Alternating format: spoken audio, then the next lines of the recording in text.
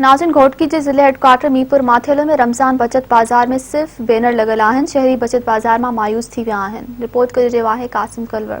जी, government Sindh तरफा जो रमज़ान शरीफ बचत बाज़ार जी लगाइण जो हुकुम दिनो वियो, उन्हीं हवाले से अॼु असां हिते रमज़ान बचत बाज़ार में मौजूद आहियूं। जेके आम वाइपे जो शयूं आहिनि उहे अणलभ आहिनि ऐं अचो त शहरियुनि खां वीचार वठूं वधीक उन्हनि जो छा चवणु आहे। मीरपुर माथेलो में बचत बाज़ार नालो तो है, पर हिते जो आहे रेट तमाम आसमान सा लगल आहिनि। डीसी साहब जेका लिस्ट कढी आहे उन मुताबिक एसडीएम उन ते अमल कोन थो कराए पियो।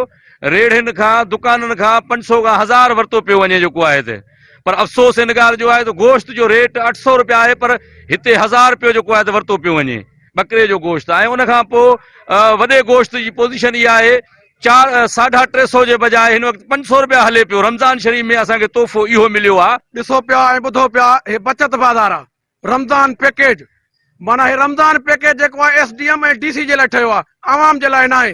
तव्हां पाण ॾिसो, हे 10 किलो जो थेलो 520 रुपया, ताज़ी कणिक लथी आहे जेकी 400 हले पई। रमज़ान पैकेज आहे ऐं उन जी जॻह ते ॿियो को बि हिते सामान बचत बाज़ार में न आहे। डीसी एसडीएम इहो वेचे करे सामान उहो दुकानदारनि खे ॾेई, फी दुकानदार तां असांखे ख़बर पई आहे 500 खां 1000 रुपयो मंथली वरती वञे पई। रेहड़ी वारनि खां 200-300 रुपया वरिता वञनि पिया, जेके 1000 रुपया ॾिहाड़ी ठाहिनि पिया। गरीब जेको आहे अञण फाका कशी में आहे। सवाइ बोर्ड घुसाए ॿियो तमामु तंबू में नज़र तव्हां पाण सॼी सर्वे कयो।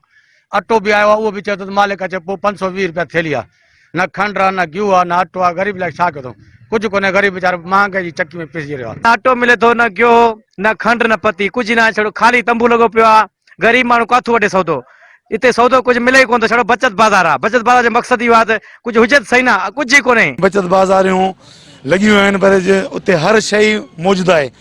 अनफॉर्चुनेटली असांजे मीरपुर माथेलो में कंडीशन ई आहे जो सिर्फ़ पत्ती, बोतलूं ऐं गुड़ पई आहे, न खंड लभे थी, न घी।